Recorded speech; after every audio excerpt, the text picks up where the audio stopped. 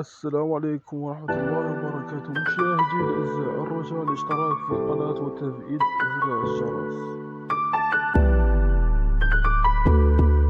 النصر ابتداء من هذه المباراة وفي هذه الأجواء الكبيرة للغاية، في هذه الموقعة والمواجهة التي تجمع بين النصر والاتفاق في ملعب مرسول بارك. أجواء غير عادية خيالية في هذا الاستاد.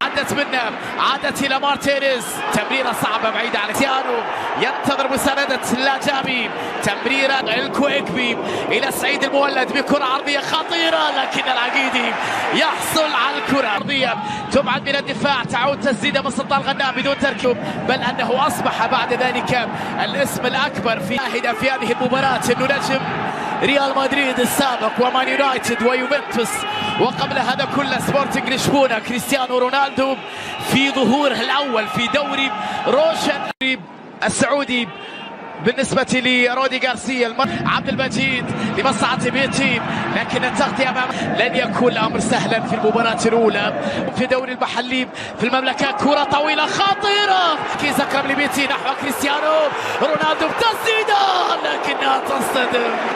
أول كرة، أول ضربة، أول تسديدة، أول تيرة، وكرة رياكات يحاول في تيرو تسديدة، لكنها صدمت فيها تسلل. ثاني مرة نشوف نواف عودة لعبد المجيد، صليح بكرة عرضية، لكن الدفاع يبحث عن الزميل، يبحث عن كريستيانو، لكن التغطية ماجدين في هذا الاستاد في هذه المباراة.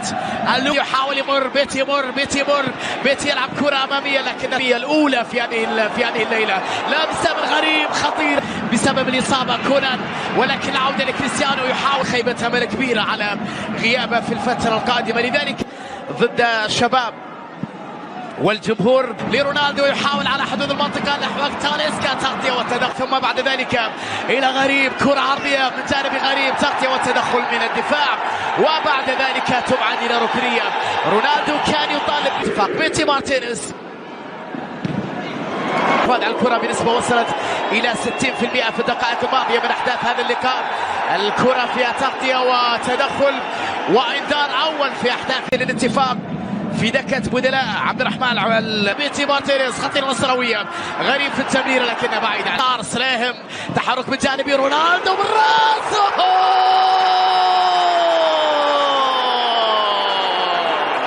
هدف نصراوي لتاليسكا، روعة روعة روعة، العرضية فن، الارتقاء جمال، النهاية رهيبة، التقدم نصراوي، تاليسكا نصراوي، 1-0 بضربة رائعة من جانب أندرسون.